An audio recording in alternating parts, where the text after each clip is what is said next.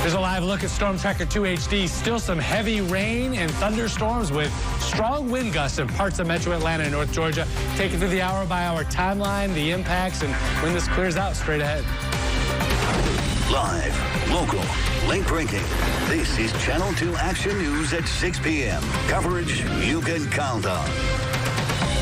Good evening. Welcome. I'm Justin Farmer. Good evening, everyone. I'm Linda Stouffer. Tonight, we're keeping you ahead of what's going on with our weather. So much rain. We're taking a live look at our weather cameras from Midtown Atlanta to Stone Mountain. All those headlights. Severe Weather Team 2 is monitoring this rain. And Chief Meteorologist Brad Nitz is live in Severe Weather Center 2 tonight, Brad. Yeah, inconvenient for an afternoon commute. It's fortunate, I suppose, all of this rain not happening tomorrow, the busiest travel day of the year as we head towards Thanksgiving, but we still are socked in with wet weather across much of metro Atlanta. The heaviest rain, the strongest wind gusts have shifted now into the south metro. You see it here in southern parts of Fayette County and then down through Pike, Lamar, southeastern Spalding County, into Butts County, eastern Henry. You get the idea. Heavy downpours, pockets here, and within these, some stronger wind gusts, 30 to 40 miles an hour. In the heart of the metro area, it's light to moderate rain. And you look closely, you see the spots of orange and red. So we're talking near Tucker, approaching Stone Mountain in the next few minutes,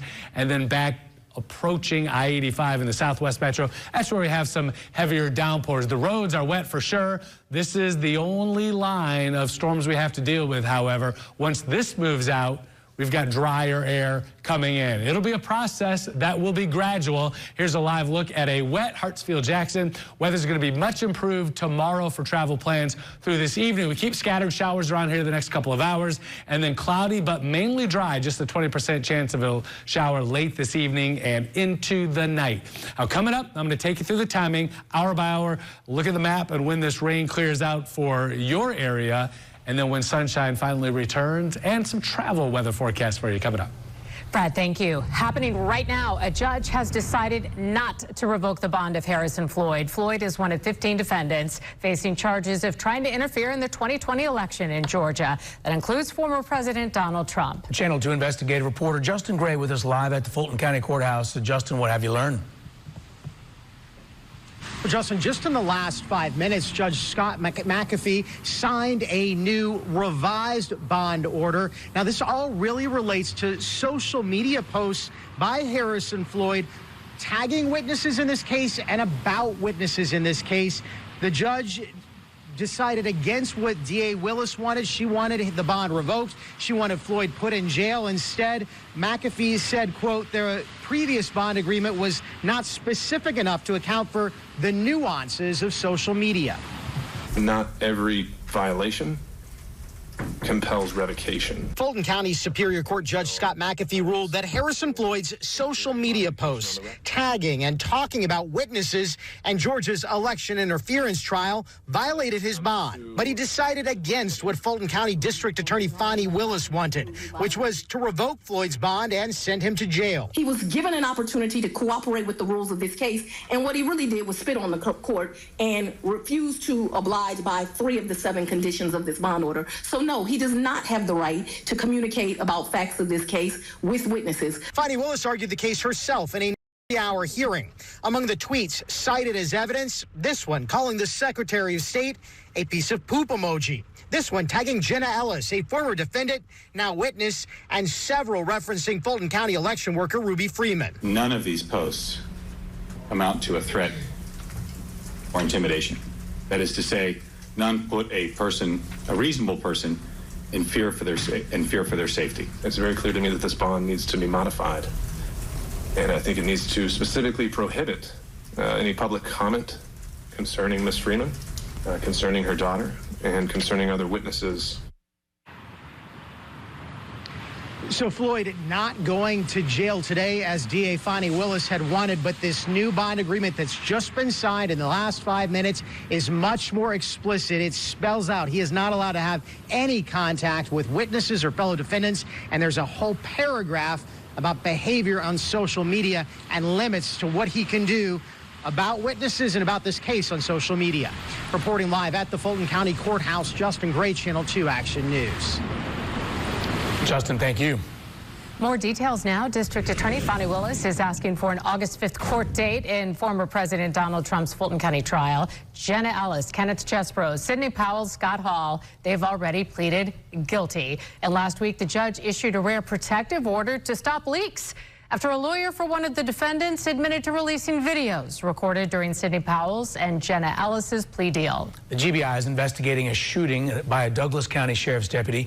Happened Sunday morning after a 36-year-old man led deputies on a chase along I-20. The GBI says the driver exited the freeway and lost control of the SUV. Investigators say as deputies approached the vehicle, the man made a motion with his hands and was shot once by one of the deputies. He was taken to a hospital, and we're trying to get an update now on his condition. It's been more than 3 months since 62-year-old Johnny Holloman died after an encounter with Atlanta police. His family is fighting for justice tonight. They want the officer who tased him held accountable and video to be released. Channel 2's Ashley Lincoln is live with the very latest on this situation. Ashley. Yeah, Linda, as you just mentioned, the family has been pleading for law enforcement and the district attorney's office to release that video for the last 3 months. We do know in the last hour, the DA's office sending us a note stating that video will be released tomorrow morning at 9 a.m. In the meantime, the family says they want justice for their loved one. The family will experience their first holiday without Deacon Holloman. As the family of Johnny Holloman prepares for their first Thanksgiving without him, they're also bracing for when footage is released showing their father's final moments. The officer slams him on the ground. He's on top of him. The family's attorney, Mawali Davis, told me he's been notified the body camera footage will be released in the next 24 hours. He was actually the victim of violence. Davis, who's seen the video, says it will show the officer acted excessively. Holloman died in August after Atlanta police officer Corinne Kimbrough tased Holloman. Police report Holloman was belligerent and refused to sign a traffic ticket after a minor accident. But Davis says the footage tells a different story. Holloman can be heard saying he wanted to sign the ticket before he was tased. We heard him say, "I'll sign the ticket, I'll sign the ticket, I'll sign the ticket." He says it 3 times. By October, APD fired Officer Kimbrough. They said he did not follow protocol. He did not wait for a sergeant or supervisor to arrive on scene. An autopsy shows the taser did play a role in Holloman's death, but there were other significant health factors involved. Yes, we want him prosecuted. Yes, we want him jailed. Yes, we want this video to be released so the world can see. Holloman's family says not only do they want the video released, they also want charges filed against the officer. We hope leads to an arrest and ultimate prosecution of this officer. And the family is holding a vigil this evening. You can count on Channel 2 to be here at the courthouse tomorrow morning to get that video when it's made public. Reporting live tonight in downtown, Ashley Lincoln, Channel 2 Action News. And we have a chance to show you live where supporters will gather tonight in his memory. This is a live shot out of DeKalb County. In the next 30 minutes, supporters will gather in Johnny Holloman's memory at the First Iconium Baptist Church on Moreland Avenue in DeKalb County. The vigil starts at 7 o'clock, and of course, you will hear what people have to say there tonight on WSB Tonight at 11. 73 people are without a home here just a couple days before Thanksgiving. There was a significant fire at a Brookhaven apartment complex. We first reported this fire as breaking news on Channel 2 Action News this morning. Here's the cell phone video taken by a resident at the Atlantic Brookhaven Apartments on Widmont. It started about 3 o'clock in the morning. One woman said her husband went door to door yelling at everyone to get out.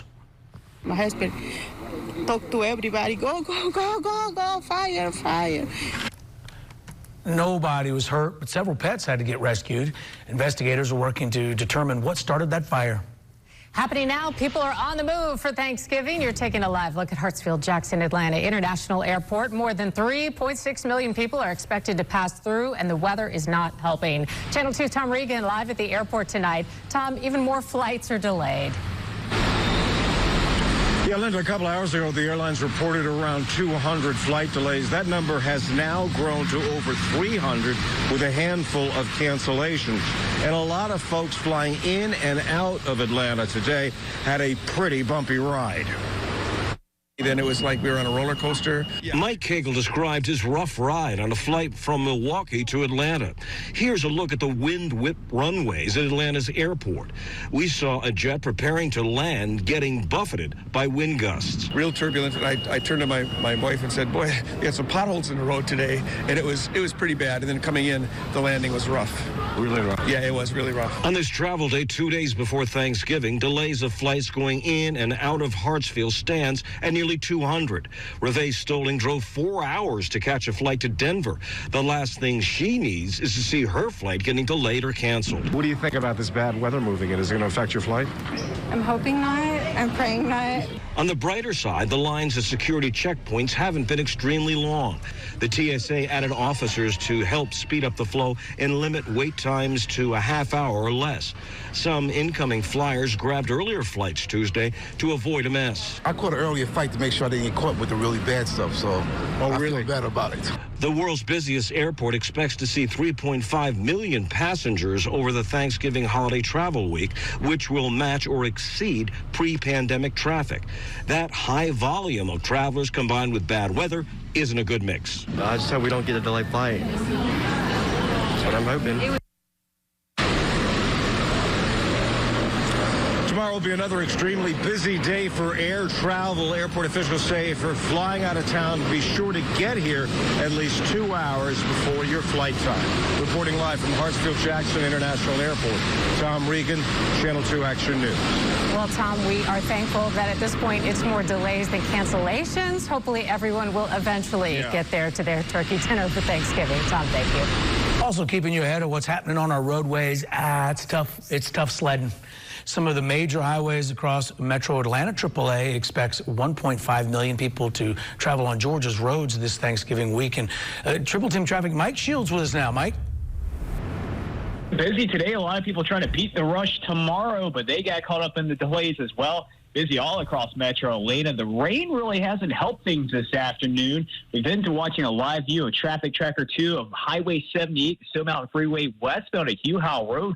Was mostly blocked off due to flooding and standing water. Here units were able to clear that water, though, unclog the drains, and now everything's moving freely getting past Stone Mountain and the Big Rock, so good news there. But plan ahead tomorrow. The rush, the getaway, the travel, all will start very early, late morning, early afternoon. It will last through the day, so plan ahead, pack your patience, and please be courteous on the roadways. Of course, we'll be watching it all day tomorrow. We'll have more updates coming up, Justin. All right, Mike, thanks for that. Here's a look at Storm Tracker 2 HD, this narrow band of very heavy rain, including the risk for some strong storms. That continues for a couple more hours. A tornado warning now in southeastern Alabama. That's not going to impact us. We'll show you what impacts we can expect in the hours ahead coming up. She's in so much pain right now. A woman is attacked by dogs on her morning walk. I just heard her screaming. I said, the dogs have gotten somebody. We spoke with her daughter and a neighbor who heard her cries for help.